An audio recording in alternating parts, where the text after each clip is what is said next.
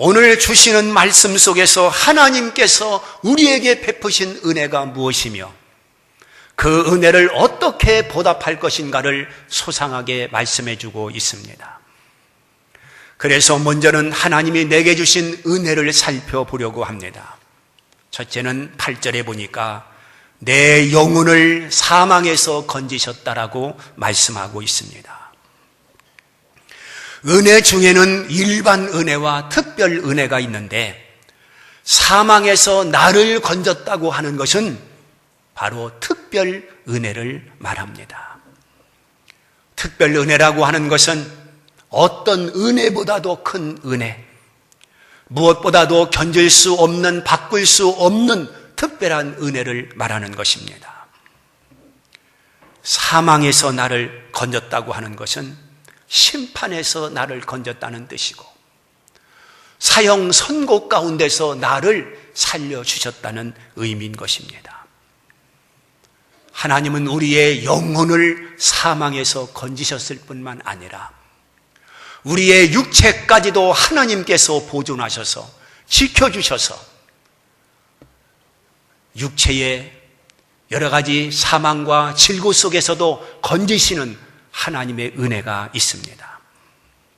하나님의 심판이 무섭게 임한 역사적 사건을 노아의 홍수와 소돔과 고모라 성의 심판에 대해서 말씀을 통하여 우리가 익히 알고 있습니다. 하나님의 그 무서운 심판을 인간의 힘으로는 막을 수 없다고 하는 것을 보여주고 있습니다. 소돔과 고모라 성 하나만 잠시 살펴본다면 왜 소돔성이 잿더미가 됐는가? 흔적도 없이 역사 속에서 소돔성이 사라져야 했는가? 음란하고 퇴폐하고 먹고 마시고 육체적인 쾌락을 쫓아 산 결과라고 사람들은 말합니다. 물론 도덕적인 타락이 멸망의 이유 가운데 한 부분은 될 수 있을 것입니다.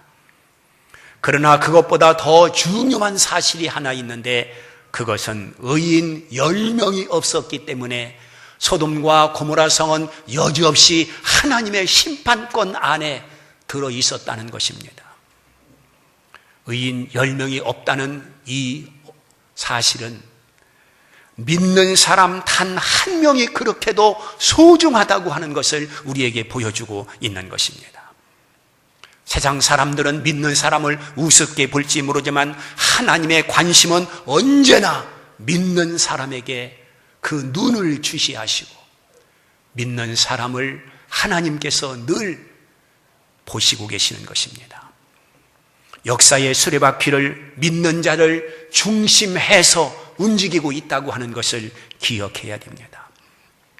사도행전을 보게 되면 유라굴라 광풍에서 276명이 살아날 수 있었던 것은 바울 한 사람 때문에 그들의 생명을 살려주셨던 것입니다. 다시스로 가는 배가 풍랑을 만났을 때에 그 배 안에 있던 사람들이 위기 상황 속에 있었지만은 요나의 결단에 의해서 그들이 살게 되는 것을 보게 됩니다. 이렇게 믿는 사람 한 사람이 가치가 있고 대단히 소중한 존재며 하나님께서는 그 한 사람을 붙들고 역사를 운행한다고 하는 것을 보여주고 있는 것입니다.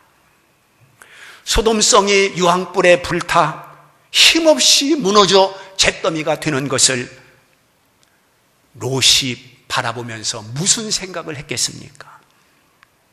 아마도 심판의 무서움과 그리고 심판의 두려움을 생각했을 것이며 또 한편은 내 자신을 바라보면서 내가 어찌 저 잿더미 속에서 생명을 살릴 수 있고 구원을 받을 수 있었을까? 그 하나님의 은혜에 감격하며 하나님 앞에 감사를 드리지 않을 수가 없었을 것입니다. 롯이 깨끗하다면 얼마나 깨끗하겠습니까? 그가 성자입니까? 그가 천사입니까? 아닙니다. 인간일 뿐입니다. 그런데 그가 살림을 받았다고 하는 것은 특별한 하나님의 은혜로 말미암아 살림을 받은 것이지 그도 도덕적인 타락이 왜 없었겠습니까? 그러므로 그는 내 영혼을 사망에서 건지심에 대해서 절절히 하나님 앞에 감사치 않을 수가 없었을 것입니다. 그리고 두 번째 하나님의 은혜가 무엇이냐? 내 눈을 눈물에서 건지셨다라고 8절에 말씀하고 있습니다. 사람은 누구나 울면서 태어나 울면서 살다가 울면서 세상을 떠납니다. 여러분들 중에서 지금까지 살면서 한 번도 울어보지 않은 사람이 있겠습니까? 눈물을 흘려보지 아니한 사람은 없을 것입니다. 어떤 사람은 눈물을 너무 많이 흘려서 이제는 눈물이 메말라 흘릴 눈물도 없다고 말하는 사람이 있습니다. 그만큼 인생을 고되게 산 것입니다. 그만큼 슬픈 일이 많았다는 얘기입니다. 우리 민족은 유달리 한이 많은 민족이지 않습니까? 눈물이 많은 민족입니다. 먼 곳까지 갈 것 없이 36년 동안 나라 잃은 슬픔이 있었습니다. 해방의 기쁨도 잠시 남북이 갈라지는 아픔의 눈물이 있었습니다. 6.25 전쟁의 눈물, 전쟁 고아의 눈물, 전쟁 비망인들의 눈물, 그런가 하면 가난의 눈물, 질병의 눈물, 그리고 자식 때문에 흘리는 눈물은 얼마나 많습니까? 우리는 가난해서 서독으로 광부를 보내고 간호사들을 보냈습니다. 그들은 그곳에서 열심히 일했습니다. 서독의 대통령이 감동을 받고 한국의 대통령을 초청했을 때에 대통령이 타고 갈 비행기가 없었습니다. 그래서 빌려서 타고 갔다는 말을 들었습니다. 그런데 지금은 민간 여객기가 무려 600여 대가 된다고 그럽니다. 1969년 여객기 한 대만을 가지고 프로펠러 비행기 7대를 가지고 바로 한진 그룹이 대한항공을 출발했을 때의 초라한 모습입니다. 이렇게 가난했던 민족입니다. 여러분, 우리나라가 어떤 나라인가를 생각해야 됩니다. 우리나라는 왕이 지배하던 나라입니다. 왕이 지배하던 나라가 이제는 민주주의로 바뀌어졌습니다. 조선이라고 하는 나라가 대한민국이라는 나라로 바뀌어졌습니다. 바로 1948년 5월 1일 날 국민들이 투표해서 198명의 국회의원을 세웠습니다. 그때 이승만 씨가 초대 의장이 됐습니다. 1948년 5월 30일 국회 연설을 할 때에 그는 감격스럽게 아마 국회의장으로서 국민 앞에 서서 이렇게 연설을 했습니다. 반만년 길고 유구한 우리 역사상 처음으로 민주주의로 국회를 구성하게 된 것은 사람의 힘과 사람의 능력으로 된 것이 아니라 우리 민족을 사랑하신 역사의 주인이신 하나님의 은혜와 하나님의 도움으로 된 것입니다. 여러분, 목사의 설교가 아닙니다. 국회의장이 연설하는 첫성입니다. 이것이 고스란히 국회 속기록에 기록되어 있습니다. 속기록 1페이지에 기록된 내용입니다. 그리고 연설이 끝나고 난 다음에 이은영 의원 나와서 기도하십시오. 이은영 의원은 그때 목사이면서 국회의원에 당선된 사람입니다. 그래서 기도하기를 장장 30분을 기도했다고 기록하고 있습니다. 1%밖에 안 되는 한국이었지만은 거기에서 항의한 사람 한 사람도 없었고 종교 편향이라고 항의한 사람이 한 사람도 없었고 모든 사람들은 다 머리 숙여 숙연하게 기도를 받았던 것입니다. 우리나라가 이렇게 출발된 나라입니다. 이렇게 시작된 나라입니다. 그러므로 하나님께서 어찌 이 땅을 버릴 수 있겠습니까? 하나님은 이 땅을 붙들고 계십니다. 눈물에서 반드시 건져주시는 하나님의 은혜가 이 땅에 있기에 하나님께서 보호하사 우리나라 만세가 되는 놀라운 축복 속에 있는 것입니다. 그 다음에 8절 말씀을 계속 보면 내 발을 넘어짐에서 건지심이라고 말씀하고 있습니다. 내 발을 넘어짐에서 하나님께서 건져 주시는 은혜를 기록을 해놓고 있습니다. 사람은 누구나 유혹에 넘어지는 약점을 가지고 있습니다. 뱀의 유혹을 이기지 못한 아담의 후예들이기 때문에 어쩔 수 없다고 사람들은 말합니다. 하나님은 분명 선악과를 먹지 말아라, 먹는 날에는 죽으리라 하나님께서 선고하셨습니다. 이 하나님의 준엄한 말씀이 있었음에도 불구하고 마귀는 선악과를 딱 먹으라, 먹으면 죽지 않는다, 하나님처럼 된다고 유혹을 했습니다. 아담과 이브가 선악과를 바라보았을 때에 너무너무 먹고 싶었습니다. 그리고 그 열매가 탐스럽게 보였습니다. 그리고 그 열매를 볼 때마다 보기 좋게 보였습니다.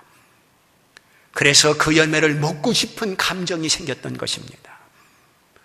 감정과 정욕과 욕심이 이끄는 대로 그들은 행동을 해버리고 말았습니다. 하나님의 약속을 헌신짝처럼 쳐버리고 마귀의 유혹의 말에 정신을 팔렸습니다. 그래서 먹지 말아야 할 선악과를 먹음으로 말미암아 인류는 타락하게 되었고 에덴 동산에서 쫓겨나는 수모를 겪게 된 것입니다. 아담은 정욕이 이끄는 대로 마귀의 말을 쫓아 삶으로 실패 인생이 되어버리고 만 것입니다. 결국 비극의 주인공이 된 것입니다. 오고 오는 모든 후예들이 원죄를 가지고 출생하게 되는 것입니다. 고통의 몸살을 앓다가 결국은 죽어야 하는 인생으로 전락을 해버린 것입니다. 그러나 하나님은 국률의 하나님이시고 넘어짐에서 건져주시는 하나님이기에 사람은 타락했지만 그래도 하나님은 버리지 아니하시고 끝까지 은혜를 베풀어 주시는 것을 알 수 있습니다. 그래서 여자의 후손이 뱀의 머리를 상할 것이라고 약속해 주셨고 신랑은 인생들에게 에덴 동산과는 비교할 수 없는 천국을 하나님께서 만들어 우리들에게 약속해 주셨고 살인자 가인에게까지도 이마에 표시를 해 주심으로 사람들에게 해를 당하지 않도록 하시는 하나님의 엄청난 은혜를 우리는 말씀 속에서 찾아보게 되는 것입니다. 그런가 하면 하나님은 죄까지도 허용하시고 죄의 결과는 너무너무 가혹하기 때문에 하나님께서는 죄에 빠진 인생들을 결국은 긍휼을 베풀어 그들을 일으켜 주시는 것을 알 수가 있습니다. 죄의 싹은 사망입니다. 죄의 결과는 심판입니다. 이러한 사람들을 하나님은 구원하시기 위해서 독생자 예수를 이 땅에 보내주시고 누구든지 예수를 믿는 자마다 멸망하지 않고 영생을 약속해 주신 것입니다. 사랑하는 성도 여러분, 오늘 우리는 쉽게 넘어지는 속성을 가지고 있습니다. 결심을 하고 또 결심을 하지만 그 결심이 한 달 가지 못해 그림자처럼 사라져버리는 것이 우리들이지 않습니까? 새해가 되면 무섭게 결심을 하지만 무섭게 사라지는 것을 볼 수 있습니다. 그러나 하나님은 그렇다고 우리를 버리지 않습니다. 그렇다고 우리를 외면하지 않습니다. 우리의 체질을 아시기 때문이라고 성경은 말씀하고 있는 것입니다. 넘어졌다 할지라도 다시 일으켜 주십니다. 미궁에 빠졌다 할지라도 주님께서 손을 펴서 다시 일으켜 주시는 것입니다. 탕자를 보십시오. 그는 아버지를 버립니다. 그리고 자율권을 가지고 자기 임의대로 살고자 타국으로 향합니다. 자유스럽게 산다고 하는 것은 죄악된 길이었습니다. 그는 죄와 함께 모든 것을 탕진해버립니다. 결국 그는 아버지를 바라보고 아버지 집에 찾아옵니다. 거지의 모습으로 아버지를 만나게 될 때에 아버지는 거지라고 그 아들을 내치지 아니하고 품에 안는 것을 볼 수 있습니다. 그리고 새옷과 가락지와 그리고 새신을 신겨주면서 사랑에 포옹을 하는 것을 볼 수 있습니다. 이것이 아버지의 마음입니다. 우리를 향한 하나님의 긍휼이요, 우리를 향한 하나님의 사랑의 모습이라고 하는 것을 보여주고 있는 것입니다. 그래서 넘어지면서 다시 건져주시는 하나님의 은혜가 있기에 오늘 내가 여기에 있는 것입니다. 우리는 이 은혜를 결코 저버릴 수 없는 것입니다. 오늘 본문 10절에서 이렇게 말씀하고 있습니다. 내가 크게 고통을 당하였다고 말할 때도 나는 믿었도다라고 말씀하고 있습니다. 내가 크게 고통을 당하였다고 말할 때에도 나는 믿었도다. 무슨 말씀입니까? 사탄 마귀는 우리에게 이렇게 부정적인 말을 계속해서 쏟아놓습니다. 네가 예수를 믿었다고 해서 나아진 것이 뭐가 있느냐? 질병도 그대로 있지 않느냐? 또 문제도 여전하지 않느냐? 힘들게 살고 있는 것도 매한가지 아니냐? 이렇게 계속해서 부정적인 생각을 우리에게 넣어줍니다. 그런데 시편 기자는 내가 크게 고통을 당하였다고 말한다 할지라도 나는 믿었도다. 오늘 우리는 아무리 사탄 마귀가 그렇게 우리를 미혹한다 할지라도 우리는 하나님을 놓을 수 없습니다. 그래도 하나님을 신뢰해야 됩니다. 그래도 하나님을 붙들어야 됩니다.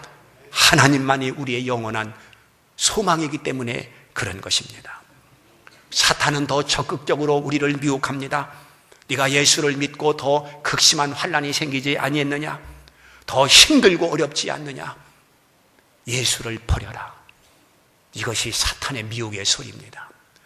그러나 오늘 하나님 말씀은 내가 크게 고통을 당한다 말할 때도 나는 믿었도다. 그래도 우리는 하나님을 믿어야 됩니다. 끝까지 믿어야 됩니다.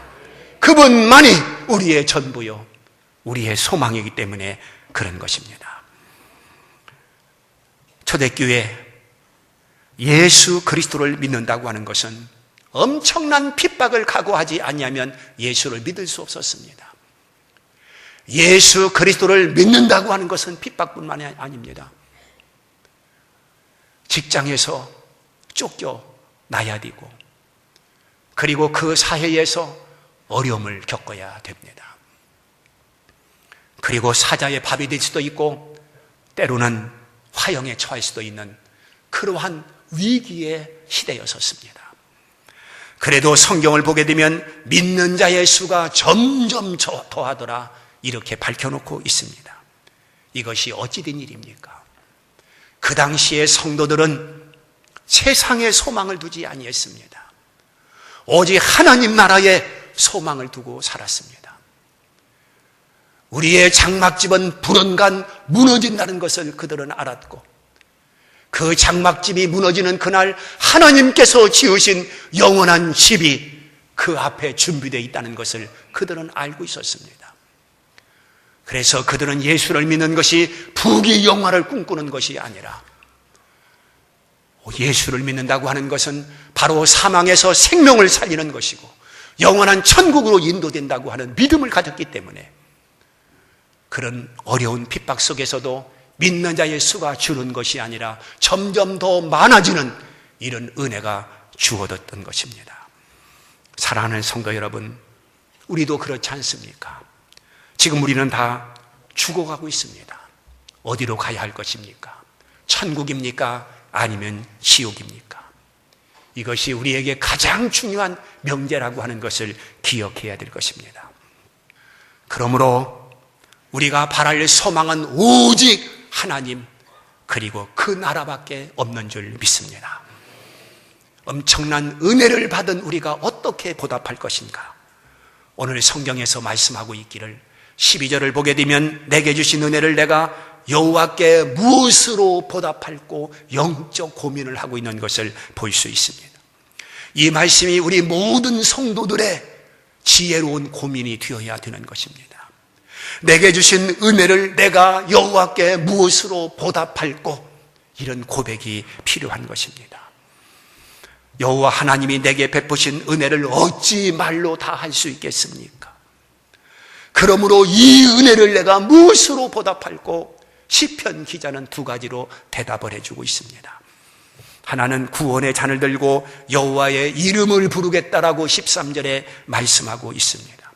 구원의 잔을 들고라는 이 말씀은 하나님을 떠나지 않고, 그리고 구원을 의심하지 않고